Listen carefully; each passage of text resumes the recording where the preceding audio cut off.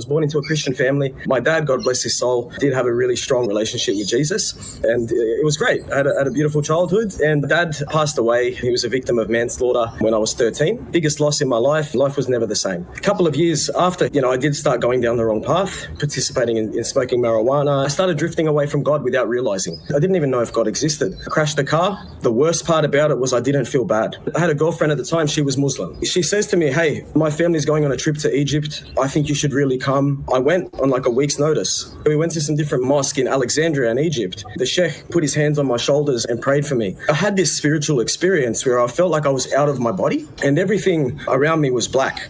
I went up to him and I said, "I want to take my shahada." And I did. I really did give my heart to Allah at the time. That was my life for 4 years after that. I became more of a Muslim than my ex. I was reciting the Quran. I'd be devout for like 3 or 4 months and I'd still feel oppressed. I'd still feel like pain. I'd still feel grief. I'd still feel a hole in my chest. And it just got worse and worse. It was all like law and dogma. I met another girl while I was a Muslim. She was a witch. The spiritual things started happening, spiritual attacks, sleep paralysis. I kept praying to Allah, "Please make them go away." And they wouldn't leave. I spoke to sheikhs about it. I'm like, "How do you deal with this?" And they go, "You just ignore them." I was almost losing my mind. And I said, "You know what? I'm going to pray to the God of when I was 5 years old." And I felt that peace. Within a week, Jesus started showing up in my life. I sat in my car and I felt the presence of my dad so strongly, like I've never felt in my life. He said, "Jesus Christ died for you." And I said, "Whoa," and I bawled my eyes out and I felt it. I felt it like pouring down on me. It was freedom. It was love. It was the truth that I've been searching for this whole time that was right in front of my face. I felt Christ with me and I felt him